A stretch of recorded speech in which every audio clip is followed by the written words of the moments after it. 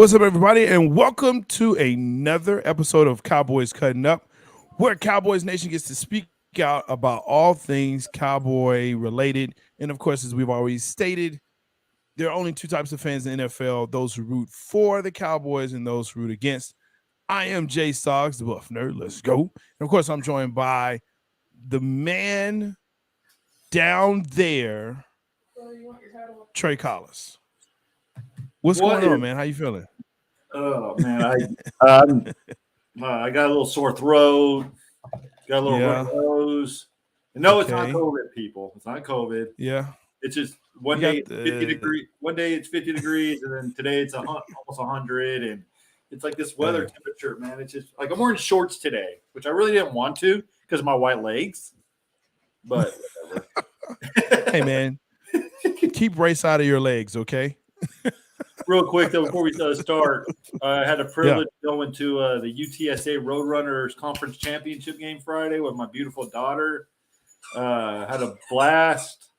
Congratulations to UTSA. They're leaving the Conference USA back-to-back champions, and they're going to AAC, baby.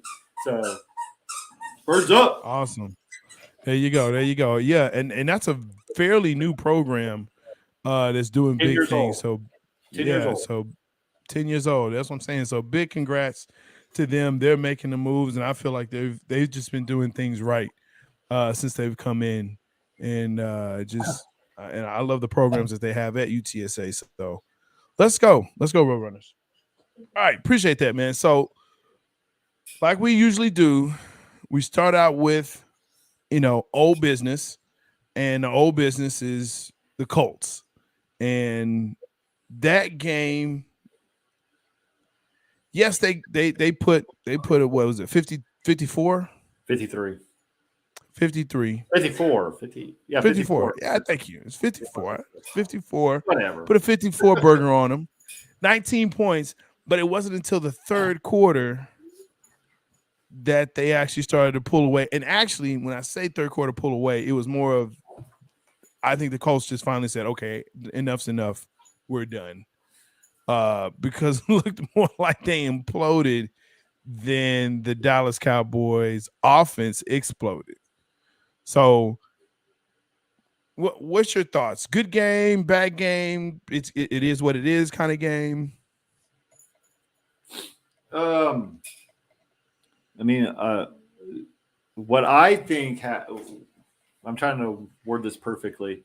What I think it was a good game all the way around. Yeah. Yes, it was 21-19. And people are like, oh, they're being a horrible Colts team by 2 points going in the fourth quarter. Like Dan Orlovsky and LaShawn McCoy and all these guys. Oh, you beat a bad Colts team. Oh, I'm sorry. Your Eagles, who they were losing to the same Colts team. They had to have last seconds of the game. They had to have a quarterback draw by Jalen Hurts and a fourth down miraculous run by Jalen Hurts to even survive that game. Let me think. Kansas City Chiefs, I think they were the number one seed in the AFC. They lost to that Indianapolis Colts team. That Indianapolis Colts team defense is on fire. They are good. They don't give up. Their quarterback sucks. Yeah. We all saw that. I mean, except for the receiver for the Colts, made Trayvon Diggs look like a little silly on one little fader out. But after that, it was over. He made him look a lot silly. He made him look a lot silly. Yeah. He did. But I just get irritated with all this. And I said this last week too. Like the Eagles barely beat the Colts. Oh, that's a good win for the Eagles, man, because they weren't playing to the best level and they weren't doing it. And the Cowboys were actually beating the Colts going into the fourth quarter, not playing their best, and they just turned the switch on. Right. And they win by and they're all like, oh, they barely beat the Colts. Dude, shut up. Like, okay, in the last 4 weeks, we scored 49, 28, 54, 28. Yeah. This offense is cooking. This offense is starting to get dangerous. This offense is clicking on all cylinders. They know their place. And I go on TikTok, right? And I listen to their they have the sound of it. Well, because they have the sounds of like what's going on with the players and everything. These guys are motivated into the game. I've not seen this on the Cowboys team. Like they're all in this year, and you can just tell the brotherhood of this team, and this game kind of reminded me of the Golden State Warriors basketball team. Like, okay, we're just going to dance with you a little bit. And then all of a sudden that switch just comes on and boom, there it goes. Yeah, the Colts turned over the ball over 5 times. But, man, want to know who impressed me? And you said this, Bland. That dude, he picked 2 picks, and one of them was a hell of a pick. The other one kind of Matt Ryan threw to him, but whatever. But one of them was a great pick. So, everyone's talking about, our cornerback. Dude, Bland can hold his own down there. He knows how to play corner. You said that at the beginning of the year, and I was like, maybe not. But, hey, he's doing a good job. Michael Parsons, dude, I'm all around great with the performance. I mean, anytime you score over 50 points in the NFL, I don't care what team it is. Sure. I mean, the Eagles haven't done it. Eagles only got 40 once against the Green Bay Packers. We scored. Yeah. So I don't understand all these people who say that the Cowboys are not catching up to the Eagles. I'm sorry. They are. They look a lot better than the Eagles. I'm just saying.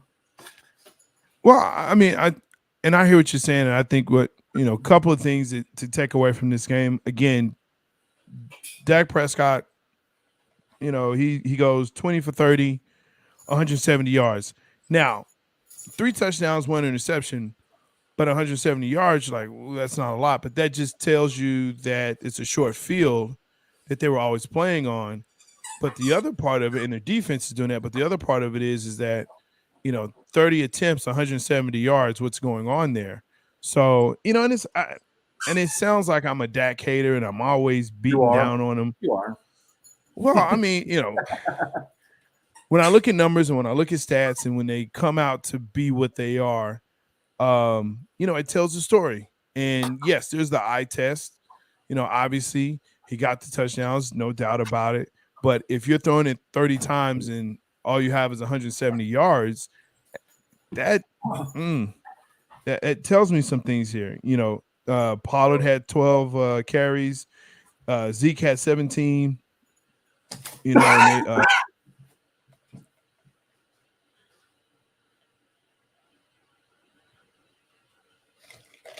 Well, I guess he left the show. So I guess I can just carry on right now. It's going to be hard as heck. But, man, what he was getting at is like saying that Dak Prescott, he threw the ball 30 times, but only had 133. Yeah, at the same time, short field, he also allowed that he scored touchdowns on those short fields and did not turn the ball over on those. I think that's where you're going with you. But welcome back, Jay. Go ahead. Yeah, appreciate it. No. Interwebs, gotta love them. But no, man, all I'm saying is that's the recipe. When you have Dak less than 40 attempts a game, that just makes the flow of the game is better for the offense. It just is. Pollard is running, Zeke is running, Davis is running, and we keep talking about this week to week to week to week of who's going to stay in that backfield and who's not. One of them is leaving. Whether it's Zeke or Pollard, one of them is leaving. And he didn't get to start this week. Now, does starting really matter? I mean, if you got 17 touches, not really. But there might be something to that, man. There might be something to that. So before we jump into next week, let's talk a little bit about, because I think the Colts game is what the Colts game is, right? They beat them down eventually. I don't like the fact that they let them hang around, because if you let teams hang around, especially as they get better and you start getting into the playoffs, that can be very dangerous. So, go out, do what you need to do, score points. If you're in the red zone, score points. That's what you're supposed to do. That's what you need to do. Yeah. That's what you're supposed to do. Score some points. Come away with something. But here we have OBJ, Odell Beckham Jr. He is, and it's funny, you kind of smirking there. He's being courted around town. You see him at the Mavericks game. People, the crowd is chanting OBJ, OBJ, OBJ. And there's a lot of talk around people clamoring, or we're clamoring to get OBJ because we're scared that we won't make it without him. right? We won't do well if we don't have Odell Beckham Jr. What's your thoughts here on this? First of all, what's the number to sign him for this year and possibly next year? Well, he wants a multi-year deal, right? Mm-hmm. He wants $20 million a year. He can want all he wants to. I want 20. I can go see $20 million a year. No team's going to pay him $20 million a year coming off his second ACL tear in his 30s. I'm sorry, no one's going to do it. Yes, we all know that. Someone will, maybe like the Houston Texans or somebody like, but no contender is going to be willing to do that. If you do, good luck, because it's hard to come back from a second ACL tear in the same knee, right? So he can want all he wants, $20 million. I give props to Jerry Jones for not going on, like, from what I was reading all the way up to the meeting, right? Oh, Joe, we're going to get him. Like, I don't care what number it is. We can get you. But he did his due diligence, whatever that word is. Diligence. Right. I got you. Yes, that word. Yeah, I got you. So I actually praised Jerry Jones on that. He didn't just go like in the past. You just sign him and like, all right, let's look at your medical records after we sign you, right? No. Right. One thing I didn't agree with, and this might even be negotiation tactics, and the Cowboys always do this kind of crap, but releasing his medical, the way he's progressing with his knee to everybody in the world. Like, because he did go to the Bills, he did go to the Giants. We didn't hear anything about it. But he goes to Dallas, and we're hearing all this thing, and we're OBJ, like, man, you're costing me money, man. Like, it's kind of like personal, right? So, but I think it's tactics from negotiation. Sure. This is all negotiated. Jerry's talking on 105. Was it 105.3 The Fan in Dallas? Yeah. He goes. He knows what he's doing. He's negotiating through the air, and so the report is that it says he's going to be ready in 5 weeks. It's right around the wild card game. Mm-hmm. If I'm the Dallas Cowboys, if you can get him for 18, 17, $15 million, do it. I'll sign him right now. We don't need him this year. But you know what it does? Make sure the Bills don't get him. The Giants don't get him. We get him, But how many times in the past do we, as Dallas, we don't sign a player and then they go sign somewhere else and they burn us? Like a lot of times, right? Yeah, that has happened. Yeah, that has happened. But I think him signing with the Giants doesn't help them as much because they still have Danny Jones. I think with the Bills, I think they have bigger issues than the receiving core that's there. And then OBJ wants to sign with a contender, so that knocks the Texans out, and that knocks a lot of teams out that are seeking his services. But I think the one key point here that Jerry has definitely touched on to that point is, he doesn't want to do a physical, or he doesn't want to do basically a tryout, right? He doesn't want to do anything like that. It's like, hey, just trust me. Nah, I can't do that, bro. I just can't trust you, trust your word that you're good. Mentally you're ready, but that's another thing when you get on the field physically and you have to cut, you have to stop, you have to turn, you're getting tackled. That's a totally different thing. But I wanted to ask you this too as well. How do you feel about the courting of OBJ? He lands on Monday. He's at basketball games, and everyone's on Twitter and social media like, oh, he looked great in the Cowboy uniform, and they photoshopping him into the Cowboys uniforms and all of that. What do you think about that? I don't mind it. I think OBJ likes it. He knows what the Dallas Cowboy brand is. Yeah. He knows how passionate these fans are. He played against them twice a year for how many years? He knew what the Dallas Cowboys and his family. He knows how the Dallas Cowboy brand is, and I don't mind it. I think he looked a little gun shy. They're like, "Oh, good, the camera off me." I'm like, "Oh, please, OBJ, you love the spotlight, dude. We all know who you are." That's why I was going to be a good fit for the Dallas Cowboys because he fits our mold perfectly. Basically, honest with you, right? But I don't mind it. I actually enjoyed it. I like seeing the Mavs game, like everyone getting into it, and it's like a recruiting trip. Mm-hmm. These players it brings back to their college years, where you're the most wanted thing, and these players like that. They like hearing that. Yeah. So I don't mind it. I loved it. I didn't care. Yeah. I love that Luka Doncic, who probably doesn't know anything about football, is recruiting. Right. Yeah. Right.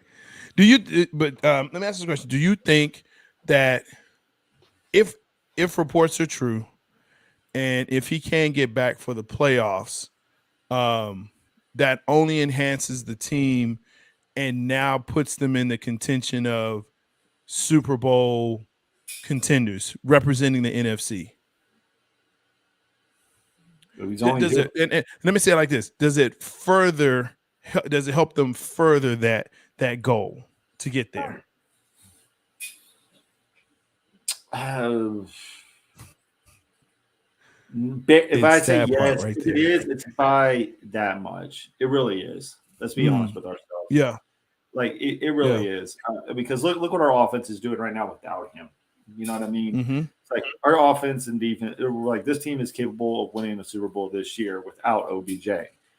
Right.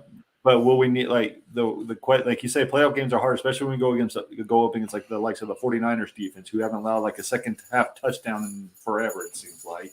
Mm-hmm. He can get you that tough third down conversion whenever everyone's keying up on you. He can get loose. Well, he used to be able to get loose. I don't know about his ACL tear and how good of a shape he's actually in or this and that. Right. But I think he can still make that one big catch that you need to move the chains whenever we need that big catch moment. And so I'd say a little bit, but I'd say it's not all in be all. I don't know. Yeah. And we still have, was it Washington that's coming off of his injury? That's supposed to be coming back. Practice today. So, I mean, it starts to get crowded there when you have, CD and you have Gallup and you have Washington and you have Brown, who's doing this thing out there. So now you have 5 receivers that's running in a 2 receiver set, right? And sometimes you have a 3. I mean, they tight ends either. That's what I'm saying. Though you normally, they're normally running a 2 receiver, 2 tight end set. So if you're running that, now where do you put OBJ? Where do you put Brown? Are you putting OBJ over Gallup? In order to put him in there? I think third. To kind of refresh him. Yeah, so he's the third. Well, okay, that leaves again Noah Brown, Washington, that's coming back. So yeah, the dynamic of it this year, especially, that's going to be kind of crazy to see. Well, that's why I want to sign him. I don't care if he plays this year or not, but I do want to sign him because you don't know what next year holds, right? You don't know where. Very true. Like, so it was like, how great would it be? Like, because this year, we lost Amari Cooper. Oh, we didn't know what. Let me look what we're talking about right now. At the beginning of the year, 4 months ago, we're like, oh, our wide receiver room sucks. Oh, this sucks. Now we're leading the league in points since week 7, since Dak came back. You know what I mean? So, right. But we don't know what's going to happen. Like, who's going to get another injury? Stuff like that. So we have an extra bar, like the depth bar. I mean, just look at our offensive line, man. We're getting Tyron Smith back. And now we're trying to figure out, do we put him in the starting lineup or do we get him off the bench? Like, what do we do? Like, we're getting depth at the right time. That's what I like. That's exactly what we need going into next year. So I don't mind if we sign OBJ this year, as long as we keep him like sign that 2 or 3 year contract. We know we have him next year, and that answers one of your questions for depth for wide receiver. If it were me, one of the things that I would definitely do is make sure that it was incentive laden to equal that amount, that 15 million, where you have your base and it's like, hey, look, if you are in certain amount of games, you'll get X amount of money. If you're, if you get a certain amount of yards, certain amount of catches, certain amount of touchdowns, if we make the playoffs, even this year, just to say, look, if you're going to play this year, if we make the Super Bowl or we make the NFC Championship, you'll get X amount. To really solidify saying we're going to play you, but you have to contribute. I think that's tough, especially for a receiver, because now you have to look at, hey, Dak, I need you to help me get paid. And Dak is just not that type of guy. Everyone keeps saying that, but since he's came back, we're averaging 31 points a game. I'm just saying. He's doing the exact same thing, but he's not throwing the ball down the field, but he knows how to run the offense better. If that makes any sense. Yes, and maybe it's Kellen Moore actually figuring out, hey, you know what? If I have a better balance, this thing may actually work out better instead of having a 56 pass Okay. attempt game. Okay. So here's a question for you, since you're a Dak hater. Yeah. I'm Would not a it Dak bother hater. you at all if we haven't won a Super Bowl in 27 years and Dak Prescott's the guy who brings us to, I don't care. You don't If it's care? Dak, Okay. that's fine. That's fine. I just know that it will be because of Michael Parsons. Again, and I've said this a couple of times. We will not win it because of Dak. We will win it with Dak. I honestly think it's Tony Pollard, to be honest with you.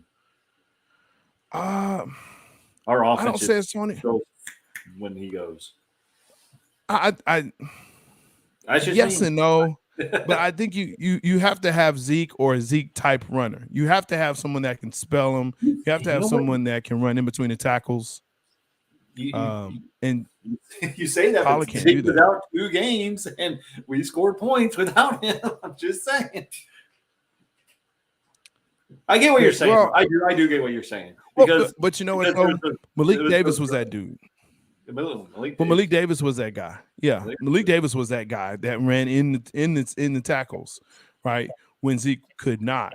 So, and he's a good combination of both, where he does have speed. He has some things that he can do that Zeke can't do anymore or any longer. But yeah, I and again, I'm looking at the 3 receivers, and I'm saying, man, Malik Davis is getting more and more touches. No, it's not 10, but you're definitely seeing him every game. So, 53 man money starts coming into play. Now I got to pay OBJ if I'm going to keep him. And again, I would make it incentive laden to where, hey, if you don't get it, you don't get it. Right. And it's based on your base salary. Now we're going into where it's not hitting the cap as hard.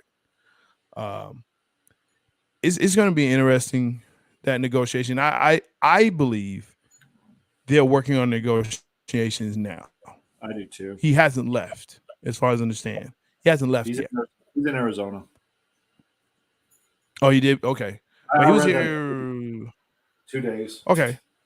He said And I don't think he's back in Arizona with his friends and family talking it over. That's a report I saw, but there's been totally like 50 different reports out there. True. It's not negotiable, but I agree with you. I think by Friday, I'm willing to bet you he signed with the Dallas Cowboys. I'm willing to bet you.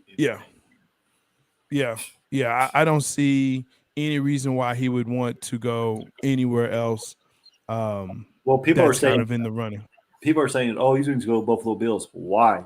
He has 2 torn ACLs, and that cold weather is not going to make anything better for him. Von Miller's out for the rest of the season. New York is way uncertain. You don't know who your quarterback's going to be for the next couple of years. I mean, I don't know. He did tweet out a chess piece today. I don't know what that meant, but he has a chess piece, and I don't know what it meant. So I don't know. Apparently, it was a pawn that can move. I don't know what that meant. So I don't play chess, so I don't know. I mean, a pawn can be the most powerful piece, but also you can use it, just as whatever. You can sacrifice the pawn in order to win. So yeah, I don't know. I don't get some of his tweets anyway. So they're like cryptic. It's kind of what it is. It is kind of cryptic, man. My thing is, if you're not going to sign with Dallas, why are you going to a basketball game? Why are you doing this? Why, he didn't do any of this. You know why? What'd you say earlier? What'd you say? He wants to be schmoozed. He wants to. It's a recruiting trip, right? So I was like, hey. Well, here's a question I have. This is nice. Why did he go with defensive players? Like, where was that?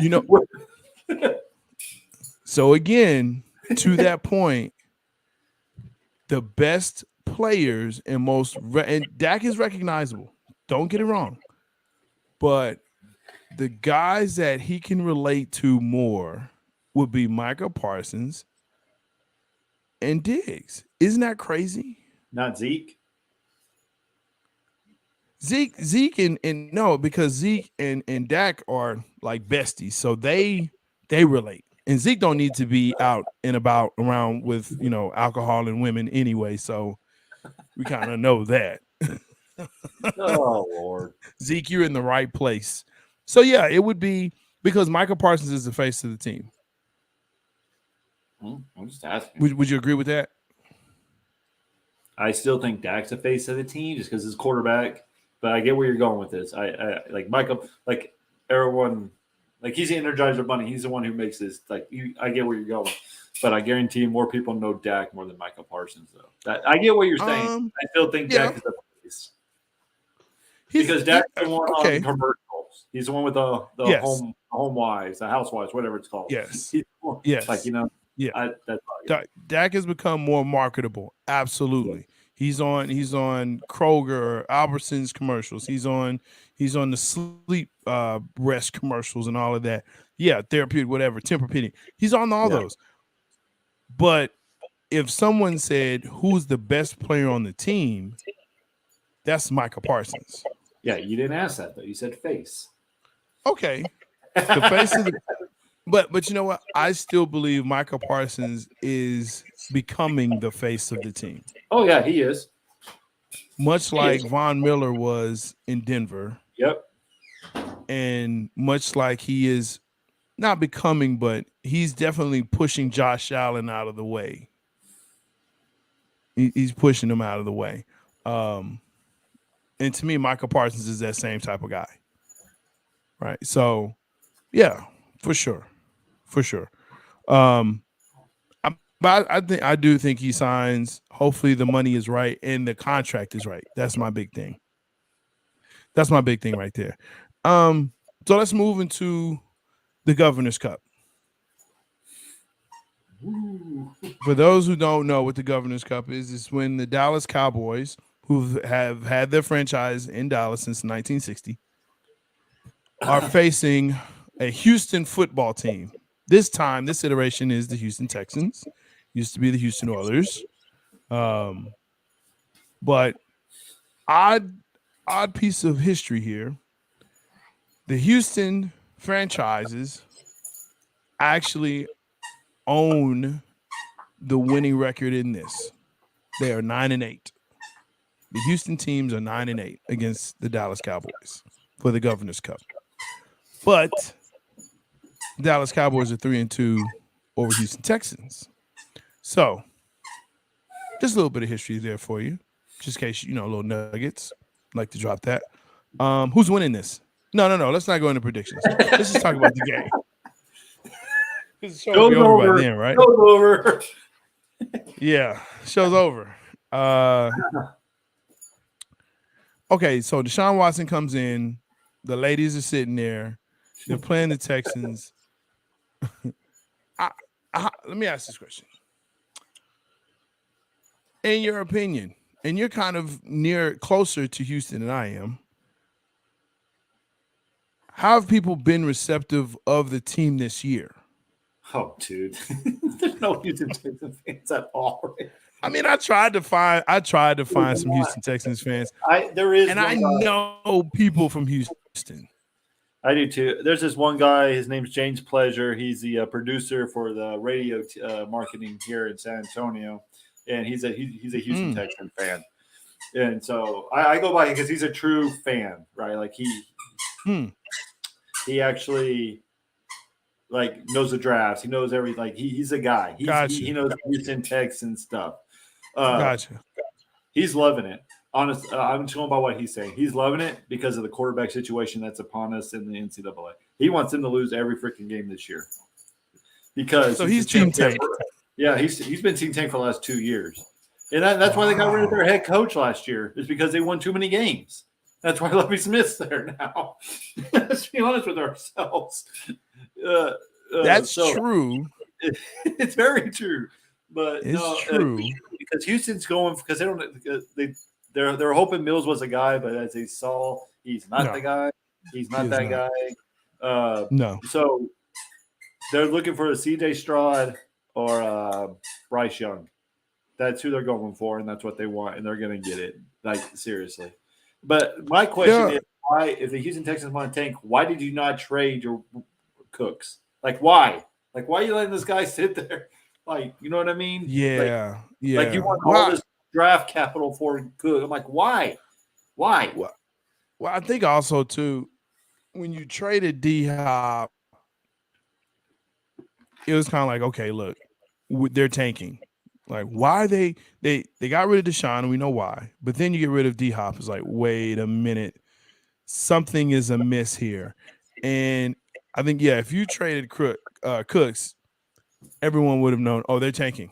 I mean, you could have said it's a rebuild, and we're trying to get as much draft capital and whatever. I mean, just be honest and true about it. Don't say, "Oh, we're competing." You're not for real. And they're professionals, and you want to win, and I get that, but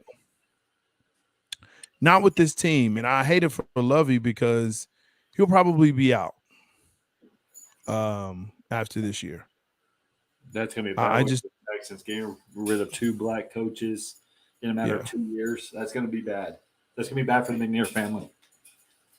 Yeah, but I mean, I don't think they really care at this point because of what has been transpiring in Houston. Houston has been a very bad team for a very long time. I won't say a long time, but a good while. They have not put good product on the field. Okay, and if you go to a Houston Texans game, it's not like you're going there to watch football. You're going there to see your friends, see your pals, see your buddies, see some ladies. That's about it. That's all. You just want to go to the stadium. That's all you want to do. It's not to watch football. So yeah, for Houston, and we're kind of talking about this on Big Game Sports Buzz, which is on Tuesdays 8 p.m. Big Game Entertainment. We're talking about the Heisman Trophy, and first of all, I hate the fact that it's always QBs. Or you may have a running back that's mixed in there. For B.J. Robinson not to be included in this Heisman Trophy list, and your TCU quarterback is, I'm sorry, let's just change this to a freaking QB conversation. Let's just be honest with ourselves. In the running back from Michigan. That running back from Michigan was a stud this year until he got hurt against 1 week before the Ohio State game. Let's just call it what it is. It is a QB award now. Listen, the running back that you mentioned from Texas is a stud. Yes, he is. Stud. When I watched that Texas Alabama game, I kept saying, "Oh my gosh, this," and actually, he made me say, "Oh my God," against Oklahoma. Yeah, that game was just bonkers. I was like, "Oh, okay, this is the squad." They had some unfortunate losses, or fortunate, because TCU's in, but yeah, I just don't see CJ Stroud as the guy. no. I don't know what it is about him. I don't. Why? Because he's a quarterback from Ohio State. That's what it is. Maybe that's what it is. Because no good quarterback from Ohio State has came out. You can say Justin Fields, but he's not really a thrower. He's a runner right now in Chicago Bears. He's like, there's no good quarterback that's come out of Ohio State. There isn't, and there's precedence for that. Alabama quarterbacks until recently, yes. Okay, yeah, I'll give you that. Tua and Jalen, but before that, it was pretty much Joe Namath. That was it. You're right. Joe Willie Namath was the last one. So when you think about that, they produce good defensive players, good offensive players, good running backs, and good receivers, but not QBs. They do not produce quality NFL QBs. So, I don't, to see him not even in the running. Okay. CJ Stroud in the running, but here's what's crazy about CJ Stroud is that, I was looking up his numbers yesterday, and one of the things that really kind of got me was the fact that 3,340 yards, 37 touchdowns, 6 interceptions, no rushing touchdowns though. No. And I'm not saying he had to rush for any touchdowns, but I thought that was very interesting that he didn't have any. No, because they had a great running back who could run it for him. I And get that. he was throwing the ball deep down the field where he didn't have to do anything. I don't know about deep, but he Did you was watch throwing any the Ohio ball all State? around. Did you watch any He Ohio was State? throwing the ball around. I did. Okay. I did. Yeah. That was the best offense until they played Michigan. And I think they just had a bad game. I think they were overhyped. They had one bad quarter against Michigan, and that's why they're in the college playoff. CJ Stroud is the best quarterback coming out. Bryce Young might be a close second, but Bryce Young, his thing for me is he big enough? I know it's hard to say because we see the likes of Russell Wilson, we see the likes of all these other Well, small. Jalen Hurts and Tua and Jalen, they're not big. Yeah, but Jalen Hurts is big, not tall. Jalen Hurts can squat over 500, like 600-700 pounds, dude. I mean, that guy's built like a tank truck. That guy's. I'm talking about like he's skinny. Like Bryce Young is skinny. Bryce Young. Yeah, he can take a hit though. He can take a hit. He's improving. Yeah. And he'll beef up for the NFL, but once he is, he'll take it up. But I mean, you talk about Max Duggan, you talk about Caleb Williams, which by the way, I don't think Caleb Williams should even be invited to the Heisman Trophy. Well, the dude had statistically, he's the best quarterback in the nation. No, I think he's going to win it. I just don't. I think he's going to win it. What he wrote on his fingernails, that I'm sorry, dude, that is wrong. Come on. You should be disqualified because you put that and you still lost twice to the Utes. Just saying. Yeah. I mean, everybody has different ways of motivating themselves. I wouldn't have done that, but I wouldn't either. But whatever. But, he's young and I think but yeah, okay. But I think you should say maybe another year, get himself right. He has to say. Yeah, he's a sophomore, right? He's only he's a second year. He didn't redshirt. Yeah, he's sophomore. Yeah, he's sophomore. So, okay, one more year, get it better. Hopefully he can beat Utah the next year. Don't know. They still have the same coach. Probably not. And yes, that's a dig at him. But I like Max. I understand that, he was put in and some people are not really understanding why. But when you look at Max play, when you look at Dugan play, the guy, he is a fighter. He definitely is. He definitely is a fighter. And wills his team to win. And though they lost in the championship, he tried. Hey, that fourth quarter, wow. So I mean, not out of the realm. He'll probably come in second though. But when we talk about the Texans, there's so much they have to do to get back to it. But their defense has always been solid. I'll say that. Solid. In that they don't get blown out a lot of times. They don't get blown out a lot of times. So I don't expect a blowout here. What I expect is a good game. Well, I mean, the Browns blew them out, but that was because of the Browns' defense. Let's just be honest. The Browns, I mean, thank God I had the Browns on my fantasy team because they gave me 33 points. Yeah. They got a special teams touchdown, a defensive touchdown, like 300. Right.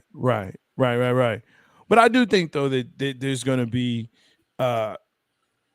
again, this slow start for Dallas. We just tend to always have these slow starts.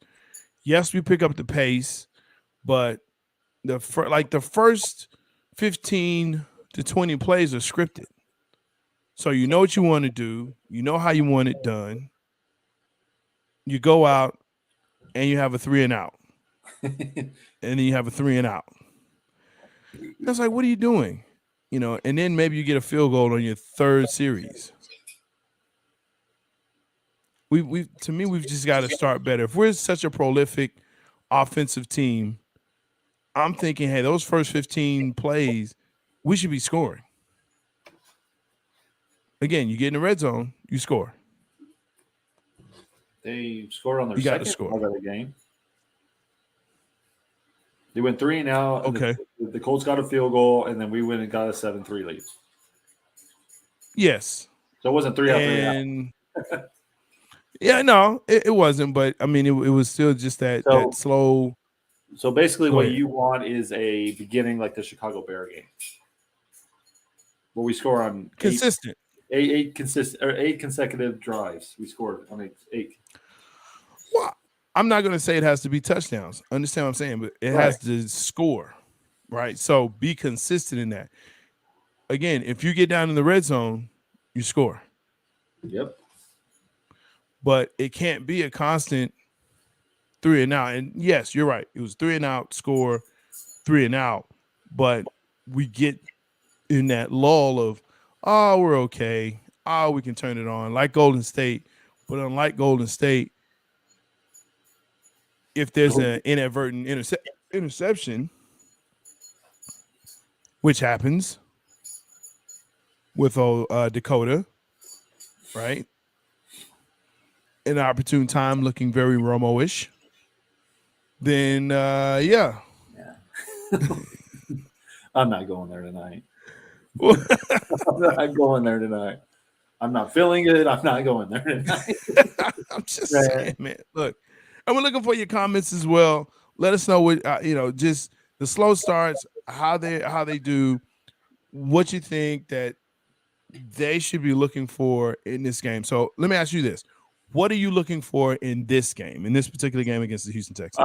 I'm with you on this one. What I want is get out to a fast start. I want to get out to like 28-0 early in the second quarter. Like seriously, this is how bad I want this. 28-0. Maybe get up to 35 at halftime. 35-3, 35-7. We don't even play the starters in the second half. That's what I'm. Give us a bye week. That's what I'm looking for, Jay Straugs, man, because this Houston Texans team, they gave it up on the season. They have nothing to play for. They already said 1, 2, 3 Cancun. So I would be impressed. That's the only way the Dallas Cowboys would impress me this week if by some reason they just touchdown, like they're blowing this game wide open. No doubts about it. That's the only way I would look at it, as if the Dallas Cowboys could do any positive things towards this game, because it's like I told you before show, this game, I hate games like this because we're supposed to win. If we win, oh, okay, you beat crappy teams. And then we lose, oh, it's a Dallas going back to their old ways. You know what I mean? So that's why I hate games like this. Like I'm just ready for that freaking Eagle game. And I'm hoping that the Giants or someone could beat this team so that Christmas Eve game would mean something. But going back to this game, that's the only way the Dallas Cowboys will impress me is, like you said, I'm with you. That fast start. It doesn't have to be 28-0, but it has to be like decisive. Like, okay, we're going to win this game. Doesn't matter what. Because if you get 17 points on this team, you're going to win the game. Like, this is, we can get that. Hell, we can get 33 in the first quarter. Like we. So that's the only way the Dallas Cowboys team can impress me this week. Yeah. Again, I agree, and I'm with you on that. If they have to come out and show dominance from the beginning, don't play with your food. Go ahead, put them away. And don't allow them just to hang around. Any given Sunday, you can lose. I mean, ask Tampa Bay. It's happened to them more often than not, where, hey, you play with your food, and you end up losing. Buffalo Bills, it happens to them. Play with your food, you end up losing. And there's some good teams that they may have a losing record.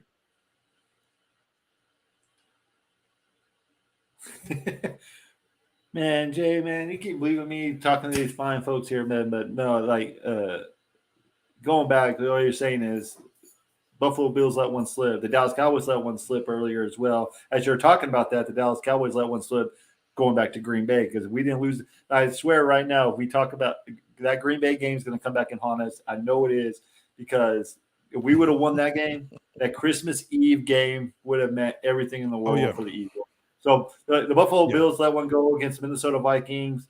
The who else beat them? The Jets, I think, beat them. Mm-hmm. They have 3 losses or whatever. The Chiefs let one slip with the Indianapolis Colts, and then so that's what I'm saying is, like, you can't like, this is one, like, we're getting to the last part of the season, the fourth quarter of the season, where positioning matters. I mean, it ain't like we're blowing because the Absolutely. NFC East is so good. I'm not so good, but good this year that Yeah. we can have all 4 teams in, and we're only 2 games ahead of the Giants right now because I know it's one in the loss column, but we have the tiebreaker because of Yeah. the double wins. But we can't slack. I mean, we can't. And then don't look No. now, but I mean, the Seattle Seahawks are out of the play, but they're only 1 game behind us. So I mean, we can't. Like we got to prove what we're We worth. cannot. Put our foot on the gas pedal. Put them on the throat. Don't let up anytime in the game. It's for the governorship. It's for the governor trophy. Greg Abbott's going to be there. I'm just kidding. I don't know if he's going to be there or not. But, Yeah, Hot Wheels will probably be there for sure. So look, let's go ahead and let's get into this because apparently there are people in my house that just decided or just using it on the internet. Let's get into predictions, and I think we both are clear of who's going to win. Let's just get these scores. As much as I want the Dallas Cowboys to stomp on their throat, this is kind of like a trap game for me a little bit, man, because this week was all courting OBJ. It was courting. It was now let's talk about OBJ. Let's do like it hasn't been a distraction yet, and then we score 54 points, and now everyone's moving up in the power rankings. Like, oh, they're up with the Eagles. Oh, they're Super Bowl team. They're this. In the past, Dallas Cowboy teams don't do very well when they're all positive, right? Like this is usually when the Cowboys slip. Yeah. I'm not going to say they're going to lose, but I think it's going to be close going into the second half. And then Dallas pulls away. I think Dallas wins 35-14, 35-10. 35-10. Okay. I'm going to go out on a limb here, and I'm going to say 45-10. Another 40 burger, huh? I'm going to say they're going to hang 40 on them. I think that defense shows up and shows out. And I do think the starters will end up sitting. I hope you're right. To give them some rest, especially if Washington or Smith or anyone that's coming off of injury reserve decides to play or not. I don't know if they are, but I know they're practicing. So if anyone is there, they'll be on a pitch count. But yeah, that's what I'm thinking, man. I think it'll be a big score. Big score. What will be a win for me going back to this as well is we get out of the game injury free. That's my biggest worry. Yes. Like that would be a win. Like we win the game, we're injury free. Let's move on. Yeah, absolutely. I hate these 12 o'clock kickoffs too. By the way, I hate these 12 o'clock. You don't like the 12 o'clock kickoff? I hate 12 o'clock kickoff because I look like a fool because I go to church, right? I have my iPad with me. So, like, once church is, like, over, I have my iPad. Everyone's saying bye, saying their byes and saying hi and stuff. I'm watching the game on my iPad. They're like, really? Cowboys are more important than God? No, but no, God's team. But, yeah, there you go. God really likes them. No, man, and that's why I like my church and the people that I go with because, you know what? They all have the game on their phones or iPads, or they as soon as they get in their vehicles, it's to the station to listen to the game. So and I'm at and I'm at the point now where I'm like, I don't care. You know what it is, and so does my family. So like the Sunday we had they had a little Christmas thing or whatever. And the selection show was on at 11 o'clock. So I had my battery back and I had my phone out. I was acting like I was singing, but I was like checking. Yeah. Nah, man. Hey, 9:30 service. It's a beautiful thing, my guy. Get up by 10:30. Get my wife up on a Sunday before. That ain't happening. I get her to struggle to get there by 11. Hey, nah, brother. Nah, it's 9:30. We all up. I would go at 8:30 in the morning. Get it done. And then come home and watch the game. Dude, that's a perfect time. Perfect. All right. Hey, you know what time it is? It's the end of the show. It's the part that Trey really hates. He just despises because he has to think. I'm joking. The Legend of the Star. Who's your cowboy this week? Do you have one? I have one. I do. I always have one. Man, I liked him as a player. Mm-hmm. I loved him. You're probably going to really kill me for this. I like Lance Dunbar today. I know. I loved him as a player. I don't know why. I just did. I like Lance Dunbar. Okay. That's a true legend of the star there. That's pulling into the bag, my guy. I just remember watching because I was watching some video, like YouTube video. And I saw Lance. I'm like, dude, I forgot. Yeah. Dude, like that guy was pretty talented, but he didn't play very long. But I did like him. I did like Lance Dunbar. Okay, very good. I went old school. Wow, that kind of threw me off. Bob Lilly. Bob Lilly is my guy this week. Awesome part of the defense. You know, a lot of times people remember, like I said, Too Tall Jones or Mean Joe Green and all of that guy, Bob Lilly. I almost said him last week. Yeah, that's a hard-nosed football player. That's your guy. All right. Well, look, we're going to go ahead and wrap this up because the interwebs are just not webbing. But we want to thank you for joining us on Cowboys Cutting Up. Make sure that you check us out on Spotify, Amazon, Apple, all where you can check your podcasts. Of course, you can like, subscribe, smash that bell so you know when the next show will be coming on. We're here every Wednesday, 8 p.m., most times, 8 p.m. I'm Jay Sox at Straight Collars. I appreciate y'all for being here. Anything going on, man?